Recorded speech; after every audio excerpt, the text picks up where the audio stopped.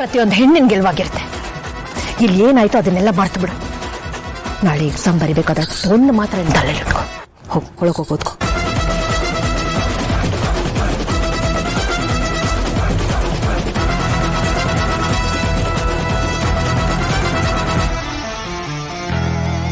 ಯಾರದು?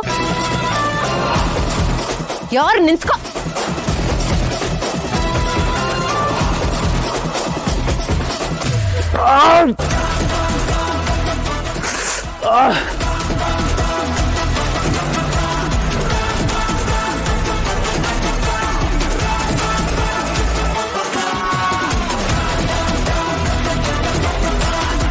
ನಿನ್ ಗುರಿ ನಿನ್ ಗಮನ ಒಂದೇ ಆಗಿರ್ಬೇಕು. ನಾಳೆ ಎಕ್ಸಾಮ್ ಬರೆದು ಪಾಸ್ ಆಗಬೇಕು. ನಿನಗಾಗಿರೋ ನೋವು, ನಿನ್ನ ಕೊಟ್ಟಿರೋ ಕಾಟ ಎಲ್ಲ ನೆನಪು ಮಾಡ್ಕೊ. ನೀನು ಅದಕ್ಕೆ ಉತ್ತರ ಕೊಡಬೇಕಾದ್ರೆ ಅದು ಇಲ್ಲ ಆನ್ಸರ್ ಶೀಟ್ ಆಗಿರ್ಬೇಕು.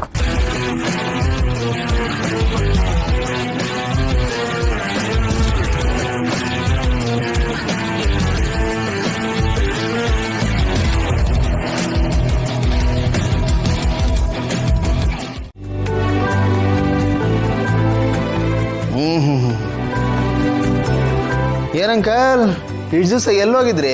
ನಾಪತ್ತೆ ಆಗ್ಬಿಟ್ಟಿದ್ದೀರಾ? ಫೋನು ಇಲ್ಲ, ಮೆಸೇಜ್ ಇಲ್ಲ ನಿಮ್ದು. ಎಲ್ಲಿದ್ದೀರಾ? ಏನ್ ಮಾಡ್ತಿದ್ದೀರಾ? ಮತ್ತಿನ್ನೇನ್ ಸಮಾಚಾರ ಅಂಕಲ್? ಏನ್ ನಡೀತಾ ಇದೆ ಅಲ್ಲಿ? ಆನಂದಪ್ಪ, ಇಲ್ಲೊಂದು ದೊಡ್ಡ ಸಮಸ್ಯೆ ಆಗ್ಬಿಟ್ಟಿದೆ ಕಣಪ್ಪ. ಸಮಸ್ಯೆನಾ? ಏನಂಕಲ್ ಅದು? ಪಾರ್ಥ ಗೌತಮ್ ಹತ್ರ ಕೆಲಸ ಕೇಳ್ಕೊಂಬನ್ನಲ್ಲ, ಅದ್ ನಮ್ ಕಿರಾತಕ ಜಯದೇವ್ ಗೊತ್ತಾಗಿ ಇಬ್ರು ಕೈ ಮಿಲಾಯಿಸೋಷ್ಟು ಜಗಳ ಆಡ್ಕೊಂಡ್ರು ಕಣೋ. ನಮ್ ಪಾರ್ಥ ಅದೇ ಸಿಟ್ಟಲ್ಲಿ ಮನೆ ಬಿಟ್ಟು ಹೋಗ್ಬಿಟ್ಟ ಕಣಪ್ಪ. ಏನು? ಪಾರ್ಥ ಮನೆ ಬಿಟ್ಟು ಹೋಗ್ಬಿಟ್ನಾ? ಅವನು ಮನೆ ಬಿಟ್ಟು ಸೀದಾ ಮಾವನ ಮನೇಲಿ ಇದ್ನಂತೆ. ನಮ್ಮ ಸಿಸ್ಟರು ಫೋನ್ ಮಾಡಿಬಿಟ್ಟು ಬರ ಕೇಳಿದಾಳೆ. ಸದ್ಯ ಹೆಂಗೋ ಸಮಸ್ಯೆ ಅಲ್ಲಿಗೆ ಬಗೆಹರಿತಲ್ಲ. ಹೂ ಕಣಪ್ಪ, ಅಲ್ಲಿಗೆ ಮುಗೀತ ಆನಂದಪ್ಪ. ಮತ್ತೆ ಇನ್ನೇನ್ ಸಮಾಚಾರ ಅಂಕಲ್? ಇನ್ನೇನ್ ಮತ್ತೆ ಆನಂದಪ್ಪ, ನೀನು ಮಲ್ಲಿ ಅಲ್ಲಿ ಕಡ್ಡಿಗೀರಿದ್ದೀರಾ, ಅಂಡು ಸುಟ್ಟು ಬೆಕ್ಕಿಂತರ ಹೆಂಗೆಂಗೋ ಆಡ್ತವನೆ. ಆದ್ರಿಂದ ನನ್ನ ಹೊಟ್ಟಿನ ಅಸಿಡಿಟಿ ಎಲ್ಲ ಕಡಿಮೆ ಆಗಿ ತಣ್ಣಗಿದ್ದೀನಿ ಕಣಪ್ಪ ಈಗ. ಹೌದಾ? ಅಂದ್ರೆ ಆಸಾಮಿ ಫುಲ್ ಟೆನ್ಷನ್ ಅಲ್ಲಿ ಇದ್ದಾನೆ ಅಂತಾನೆ? ಬರೀ ಟೆನ್ಷನ್ ಅಲ್ಲ ಆನಂದಪ್ಪ, ಹೈ ಟೆನ್ಷನ್ ಆಗಿ ಹೈಪರ್ ಟೆನ್ಷನ್ ಕನ್ವರ್ಟ್ ಆಗಿ ಹೈ ಟೆನ್ಷನ್ ವೈರ್ ಆಗಿಬಿಟ್ಟಿದೆ ನಾಳೆ ಮೈಯ. ಏನಾದ್ರೂ ಸ್ವಲ್ಪ ಟಚ್ ಆದ್ರೆ ಉರಿದು ಬಿಡ್ತಾನೆ ಆನಂದಪ್ಪ. ಏನಾದ್ರೂ BP ಮೀಟರ್ ಇದ್ರೆ ಅದು ಡಮ್ ಅಂತ ಸಿಡಿದು ಬಿಟ್ಟಿರೋದು. ಅಲ್ಲ, ಎಕ್ಸಾಮ್ ಬರೀತಿರೋದು ಮಲ್ಲಿ, ಇವನು ತಲೆ ಕೆಡಿಸ್ಕೊಂಡು ಒಳಗಡೆ ಉರಿತಾ ಇದ್ದಾರೆ ಕಣಪ್ಪ. ಶಬ್ಬಾಷ್! ಅದು ನಮ್ಮ ಹುಡುಗಿಗೆ ಎಷ್ಟು ಹಿಂಸೆ ಕೊಟ್ಟ ಅಂಕಲ್ ಅವನು. ಅನುಭವಿಸ್ಬೇಕು. ಹೇಳ್ತಾರಲ್ಲ ದೊಡ್ಡವರು, ಮಾಡಿದುಣ್ಣ ಮಾರಾಯ ಅಂತ. ಯಾರು ವಿಷ ಇಡ್ತಾರೋ ಒಂದಲ್ಲ ಒಂದ್ ದಿವಸ ಅದೇ ವಿಷನ ಅವರು ಉಣ್ಬೇಕಾಗತ್ತೆ. ಮತ್ತೆ ಇನ್ನೇನ್ ಸಮಾಚಾರ? ನಮ್ದೇನಿರುತ್ತೆ ಆನಂದಪ್ಪ, ಸಮಾಚಾರ ಎಲ್ಲ ನೀನ್ ಹೇಳ್ಬೇಕಪ್ಪ, ನಾವು ಕೇಳಿಸಿಕೊಳ್ಳೋದಷ್ಟೇ. ಆನಂದಪ್ಪ, ಗೌತಮ್ ಭೂಮಿಕೆಲ್ಲ ಹೆಂಗಿದ್ದಾರೆ? ಮಲ್ಲಿ ಮಕ್ಕಳೆಲ್ಲ ಚೆನ್ನಾಗಿದ್ದಾರೆ ತಾನೆ? ಎಲ್ರು ಸೂಪರ್ ಆಗಿದ್ದಾರೆ ಅಂಕಲ್. ಈಗ ಮಲ್ಲಿಗೆ ಎಕ್ಸಾಮ್ ನಡೀತಾ ಇದೆಯಲ್ಲ, ಹಾಗಾಗಿ ಆ ಮನೇಲಿ ಕರ್ಫ್ಯೂ ಜಾರಿ ಮಾಡಿದ್ದಾರೆ. ಯಾರು ಆ ಕಡೆ ಓಡಾಡಂಗಿಲ್ಲ, ಕಂಡಲ್ಲಿ ಗುಂಡು, ಬ್ಯಾರಿಕೇಡ್ಸ್ ಹಾಕ್ಬಿಟ್ಟಿದ್ದಾರೆ. ಅಯ್ಯೋ ಆನಂದಪ್ಪ, ಆ ಹುಡುಗಿ ಜೀವನ ಒಂದು ಟ್ರ್ಯಾಕಿಗೆ ಬರುತ್ತೆ ಅಂದ್ರೆ ಸಂತೋಷನೇ ಅಲ್ವಾ?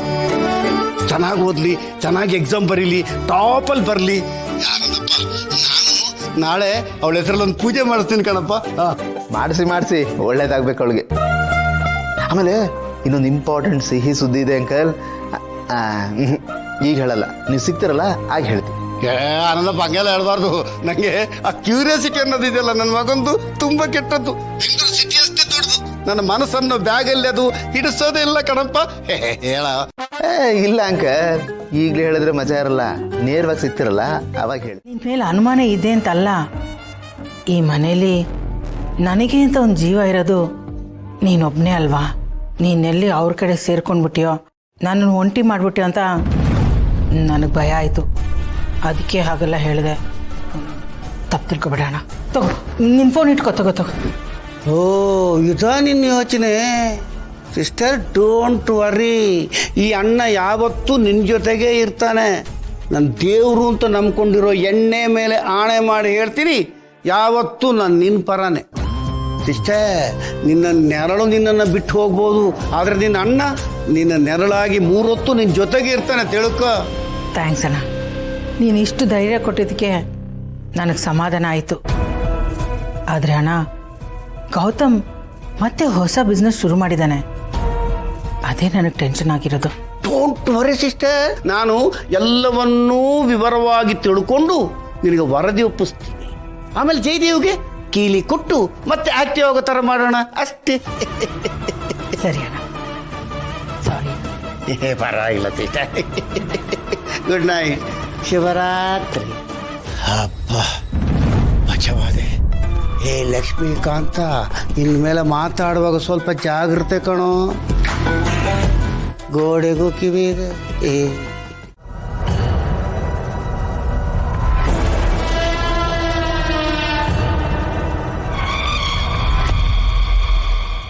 ವಾಟ್ 8:30 ಶಿಟ್, ನಿನ್ನೆ ಬಿದ್ದಿದ್ದು ಏಟಿಗೆ ಎಚ್ಚರನೇ ಆಗಲಿಲ್ವೇ?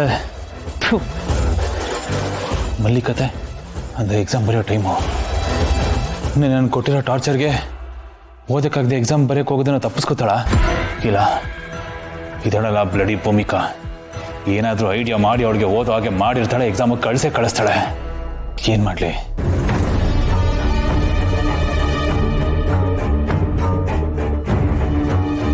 ಸರ್, ನಿಮಗೆ ಗೊತ್ತಿದೆಯೋ ಗೊತ್ತಿಲ್ವೋ, ನಮ್ಮ company investor come board director Satish ಇದಾರಲ್ಲ, ಅವರು ಮಹೇಂದ್ರ ಗ್ರೂಪ್ ಆಫ್ ಕಂಪನೀಸ್ ಜೊತೆ ಸೇರ್ಕೊಂಡು ನಿಮ್ಮಣ್ಣ ಗೌತಮ್ ದಿವಾನ್ ಅವ್ರ ಬಿಸ್ನೆಸ್ ಅಲ್ಲಿ ಇನ್ವೆಸ್ಟ್ಮೆಂಟ್ ಮಾಡಬೇಕು ಅಂತಿದ್ದಾರೆ.